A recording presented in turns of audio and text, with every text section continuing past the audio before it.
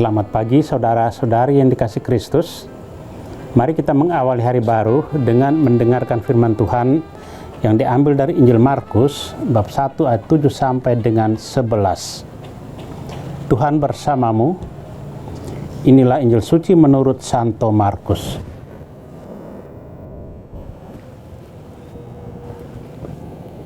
Tatkala banyak orang datang minta dibaptis, Yohanes memberitakan, "Sesudah aku akan datang Dia yang lebih berkuasa daripadaku. Membungkuk dan membuka tali kasutnya pun aku tidak layak. Aku membaptis kamu dengan air, tetapi Ia akan membaptis kamu dengan Roh Kudus." Pada waktu itu datanglah Yesus dari Nazaret di tanah Galilea, dan Ia dibaptis di sungai Yordan oleh Yohanes. Pada saat keluar dari air, Yesus melihat langit terkoyak dan roh seperti burung merpati turun ke atasnya.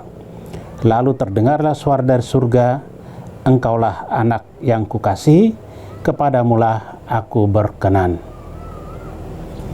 Demikianlah sabda Tuhan. Saudara-saudari yang dikasih Kristus, tema yang akan kita renungkan pada hari ini, baptisan. Pembaptisan merupakan sakramen pintu masuk ke dalam persekutuan umat beriman atau gereja. Secara sadar, tahu dan mau, kita sendiri memasukkan diri dalam persekutuan ini untuk orang-orang yang dibaptis dewasa atau remaja. Sedangkan orang-orang yang dibaptis sejak bayi dimasukkan oleh orang tuanya ke dalam kesadaran dan keyakinan bahwa sebagai orang tua mereka memberikan makanan rohani yang terbaik bagi anak-anaknya. Ketika Yohanes mulai membaptis orang-orang, ia melakukan dengan air, karena baptisan itu adalah baptisan pertobatan. Baptisan itu menandai akhir era penantian Sang Mesias dan awal pembaharuan oleh karya pelayanan Sang Mesias itu. Lalu, mengapa Yesus pun ingin dibaptis? Adakah dosa yang perlu disesali? Bagi manusia, baptisan Yohanes adalah baptisan tobat. Bagi Yesus, baptisan itu adalah baptisan solidaritas di mana Tuhan yang agung menjadi senasib dengan manusia. Inilah pelantikan terbesar bagi Yesus Sang Mesias, yakni menjadi serupa dan senasib dengan umat manusia yang hendak diselamatkan. Keterlibatan seluruh kepribadian ilahi Bapa, Putra, dan Roh Kudus di dalam peristiwa itu menunjukkan komitmen penuh dari pribadi ilahi untuk restorasi integritas manusia yang ternoda.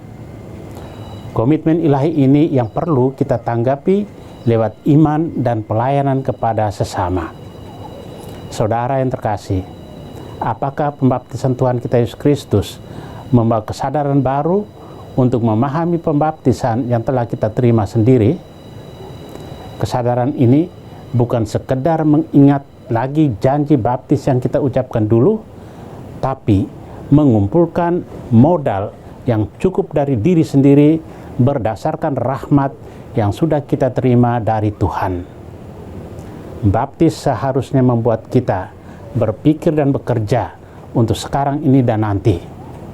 Kita tidak bisa lagi terlalu mudah mengatakan bagaimana nanti. Kita dituntut untuk serius berjuang agar kualitas Kristiani kita sudah terlihat sejak saat ini. Kesaksian kita tidak bisa dilakukan dengan pokoknya percaya. Kita perlu menyadari untuk apa semua yang kita cari dan kita usahakan selama ini. Apakah kita gunakan untuk bersaksi dalam iman? Pembaptisan kita adalah kekuatan luar biasa untuk mulai berkarya dan membaharui dunia sekitar kita. Semoga kita tidak menggampangkan apapun, tapi menggunakan rahmat itu sungguh-sungguh. Amin. Marilah kita berdoa.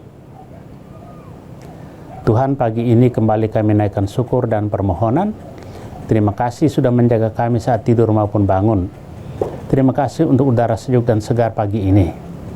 Bukalah mata hati kami di awal hari ini, mampukan kami memandang kemurahan dan karya-Mu, serta memuji dan memuliakan-Mu melalui pekerjaan dan pelayanan kami hari ini. Bimbinglah kami selalu untuk menyadari kesalahan kami dan bertobat, sehingga kami sungguh rendah hati, mau membuka hati dan siap menerima rahmat-Mu yang akan tinggal dalam hati kami. Kristus terang dunia, berkatilah keluarga-keluarga kami, jadikanlah kami alat kasih-Mu, dan pantaskanlah kami menjadi hamba-Mu yang setia. Amin. Tuhan bersamamu. Semoga kita sekalian, orang-orang yang terkasih dan doakan, seluruh aktivitas kita hari ini dilindungi, dibimbing dan diberkati oleh Allah yang Maha Kuasa, Bapa dan Putra dan Roh Kudus. Amin.